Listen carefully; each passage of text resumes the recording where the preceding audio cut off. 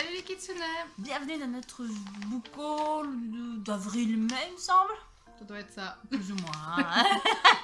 Donc, traînons pas trop, parce que nous sommes attendus. Allez, j'y vais.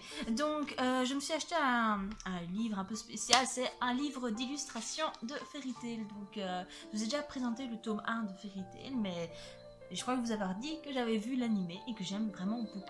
Donc, quand je suis tombée sur ce bouquin à 15 €, je me suis dit autant le prendre, hein, avec quand même des chouettes illustrations dedans. Enfin, je veux dire, elles sont vraiment pas mal. Celle-là. Enfin bref, pas beaucoup de choses à dire là-dessus, hein, mais c'est super. Voilà. Et donc, j'en ai profité pour acheter aussi le tome 5 de Elf, donc aux éditions Soleil Manga, dessiné par Adrien et Mailly. Voilà. Donc ici à mon avis on va suivre du coup la dynastie des elfes noirs. Donc est-ce qu'il va y avoir enfin peut-être un recoupement avec les autres histoires? Je l'espère. Je vous en dirai quoi assez vite. Surprise, surprise. Voilà. Alors moi j'ai commandé donc une box sur Once Upon a Book comme à mon habitude sur les créatures magiques. Donc le premier que j'ai reçu c'est Trollhunter de Daniel Cross aux éditions Bayard Jeunesse. Donc ça raconte l'histoire d'enfants en 1965 qui disparaissent mystérieusement. Et donc Jim voit son frère disparaître, voilà, dans les mains de trolls qui viennent les manger. Donc voilà, quelques années après, Jim est complètement parano, en fait sa maison une forteresse, et voilà que les trolls reviennent enlever son fils pour en faire leur plat favori. Donc voilà, les trolls sont à nouveau de sortie. J'ai hâte de voir ta critique. Moi aussi. Ok. Passons à un autre registre, donc le tome 3 de Teach Me Love de Ai Ibiki aux éditions Soleil Manga. Donc j'avais adoré les deux premiers tomes qui sont... Enfin c'est vraiment pas mal quoi. Nous suivons l'histoire de Rei qui en apparence est une fille assez froide et en fait disons-nous chiante. Et elle voit que son demi-frère... elle se rend compte comme dans beaucoup de mangas japonais, enfin bref, que le parent va se marier avec un autre parent. Et donc ici... l'autre parent a un fils qui s'appelle Mahiro, qui lui est un homme à femme. Donc, ouais, il se fait beaucoup de filles, quoi, là-bas. Bon, ce qu'on apprend assez vite, c'est que Rei a un flash sur Mahiro, et un flash plus que amoureux, on va dire. Donc, voilà, ça va être un peu leur histoire. Donc, voilà, j'ai hâte de lire la petite suite, voir un peu ce qu'ils vont devenir. Et j'ai aussi pris, quelle valeur sûre, le tome 3 de Metsama de Hiro Fujiwara aux éditions Pika. Donc, est-ce que j'ai encore besoin de vous raconter un peu l'histoire?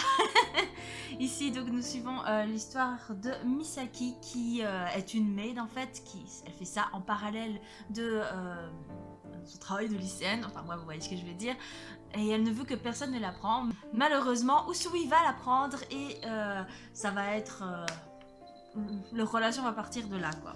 Un autre livre donc de ma box, c'est Planetfall de Emma Newman aux éditions J'ai lu.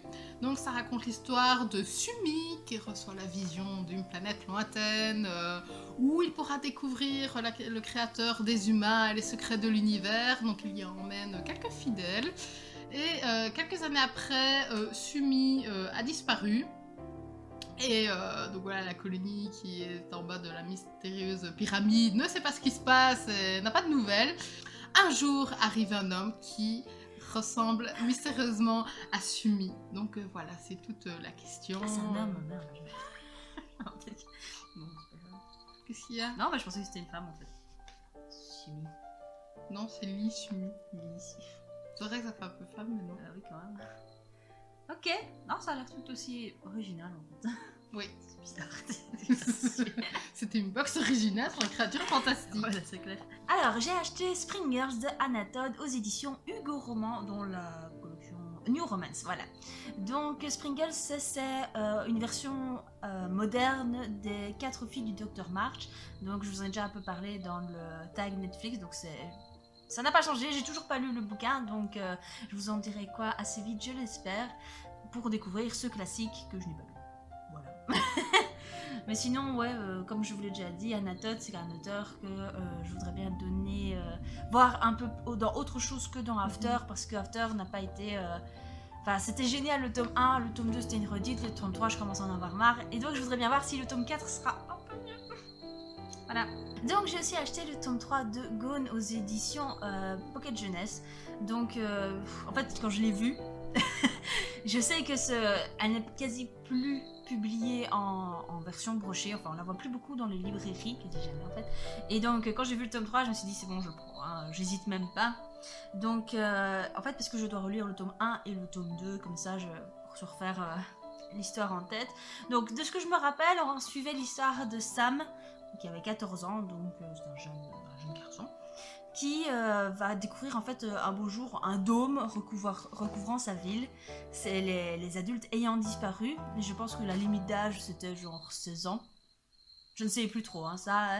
Et ils vont développer des pouvoirs un peu surnaturels, pour quelques-uns d'entre eux, je crois.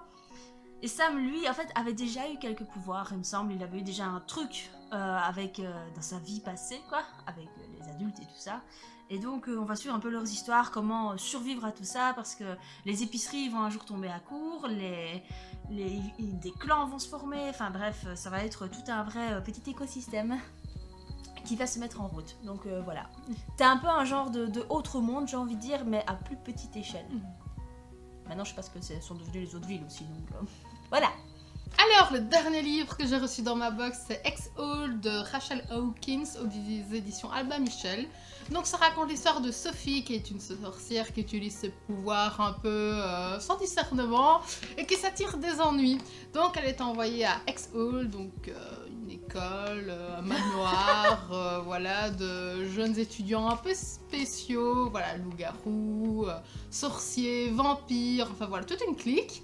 Et donc Sophie n'est pas du genre à être discrète, donc elle se fait remarquer, c'est aussi bien des amis que des ennemis. Elle rencontre un sorcier très séduisant de qui elle va tomber amoureuse. Mais voilà, les dangers rôdent dans X-Hole. Et comme Sophie, son papa est le grand directeur, voilà, du truc de magie, je ne sais pas comment appeler ça, et ben elle est la cible idéale, donc voilà. Donc en même temps, j'avais trouvé le tome 2 de Les ailes d'Alexandre de Anne Robillard, donc ça s'appelle Michael, pour ça, aux éditions Michel Lafon. Donc comme Gone, en fait, c'est difficile de trouver maintenant Les ailes d'Alexandre en brochée, à part le tome 7 et le tome 8. Voilà, c'est un peu frustrant, mais bon, tant pis. Donc Anne Robillard, pour ceux qui la connaissent pas, elle a fait aussi la grande série Les Chevaliers d'Émeraude, suivi des Héritiers d'Enkidef, suivi maintenant de la série en cours des Chevaliers d'Antares. Donc voilà, petit coucou à Florence hein, qui brave cette suite avec force de portefeuille, faut l'avouer. Donc ici dans les ailes d'Alexandre, nous suivons, je vous le donne dans le mille,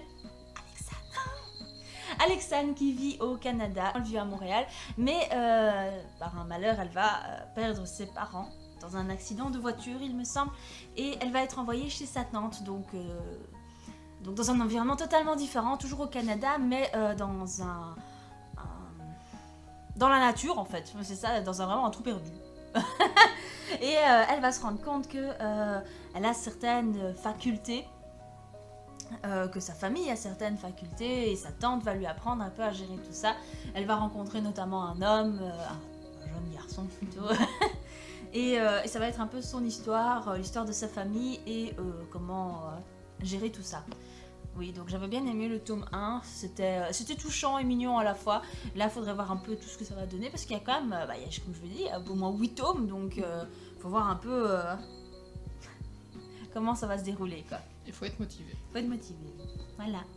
Et donc mon homme m'a offert, merci à lui, le tome 2 de Une irrésistible envie d'aimer de Meg Cabot aux éditions Le Livre de Poche. Donc Meg Cabot, c'est quand même une écrivaine que j'aime vraiment pas mal. Elle a écrit notamment Le Journal d'une princesse, et j'en ai plusieurs d'elle aussi. Donc voilà, je voulais finir ça. Le tome 1, en fait, pour vous donner l'histoire, je l'avais lu il y a méga longtemps, et je l'ai relu il n'y a pas si longtemps. Je crois vous avoir fait un update lecture dessus d'ailleurs, il me semble. Et donc ici, il m'a offert celui-là. Donc on suit toujours Heather Wells, qui est une ex-chanteuse de pop pour les jeunes, quoi. Et elle va, en fait, après sa carrière, elle a fini dans un dortoir universitaire, enfin une résidence universitaire. Et en gros, dans cette résidence universitaire, il va y avoir des meurtres. Et malgré elle, elle va quand même se retrouver empêtrée un peu là-dedans. Et donc, on va suivre un peu son histoire, ça, et le fait qu'elle vive avec le frère de son ex, qui est 100 fois plus sexy apparemment. Donc voilà, j'ai déjà lu, c'est génial. Alors, je vais vous présenter donc Destiny de Cecilia Ahern, quelque chose comme ça, aux éditions Hachette Black Moon. Donc ça raconte l'histoire de Célestine qui est dans un monde dystopique où chaque citoyen doit être parfait, sinon il reçoit un sceau de la perfection sur sa langue, sur sa tempe, sur sa main droite, sur son cœur, enfin tout ça, tout ça. T'as dit un sceau, je pense. Oh, c'est pénible. Tiens, un sceau de la perfection. Ça peut être original. Ce serait trop cool.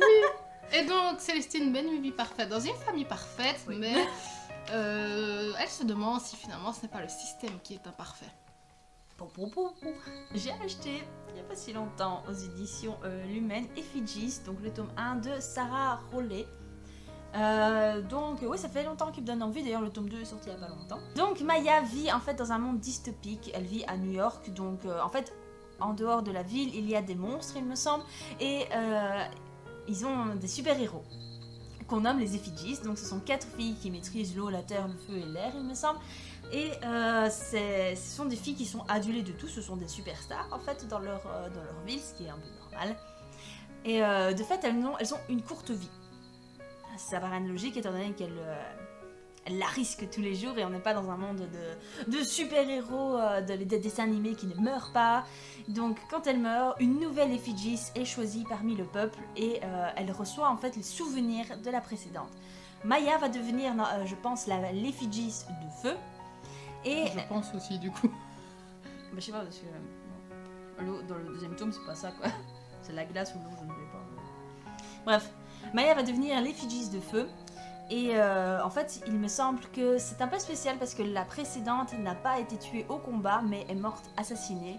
Donc, qui l'a assassinée? Une de ses collègues, entre guillemets, ou alors quelqu'un du peuple, on ne sait pas. Donc, c'est un peu tout l'intérêt de la saga. Donc, ça a l'air vraiment super génial, avec un monde dystopique qui, j'espère, est super bien expliqué. Plus original peut-être que les autres, parfois dystopiques, qui sont un peu du répétitif. Hein. Très redondant. Voilà, donc voilà, j'ai hâte de voir un peu ce que ça va donner. Dans le même thème de dystopie, j'ai acheté, on m'a offert, le Nora Roberts, donc le tome 1 des Abîmes et Ténèbres, ça s'appelle L'Éclipse, aux éditions J'ai lu. Je savais pas qu'elle faisait de la dystopie, Nora Roberts. Eh ben, elle fait de tout, en fait, des policiers, des romances, et là, c'est la première fois que je vois un roman dystopique d'elle. C'est plutôt apocalyptique, en fait. C'est pas vraiment dystopique. Ouais, c'est apocalyptique. Voilà. C'est un virus qui se répand sur la Terre. Les rescapés vont fuir les villes et tout ça.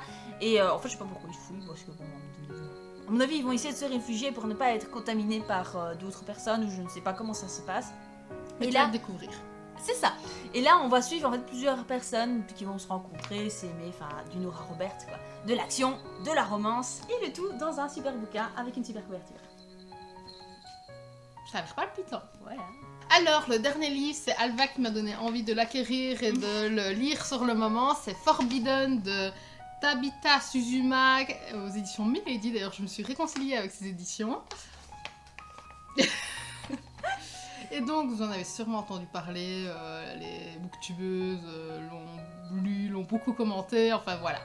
Très connu. Et d'ailleurs, je vous en ai parlé dans le tag Netflix. Oui, c'est ça. C'est ça. C'est pour ça que ça m'a redonné envie. Et donc, ça raconte l'histoire de Maya et de Locan, voilà, qui vivent dans un schéma familial un peu compliqué. Ils n'ont plus leur père. Leur mère est alcoolique et donc ils sont emmenés à prendre en charge la famille comme deux parents. Et inévitablement, ils vont développer des sentiments amoureux. Donc, Des parents. Voilà, comme des parents.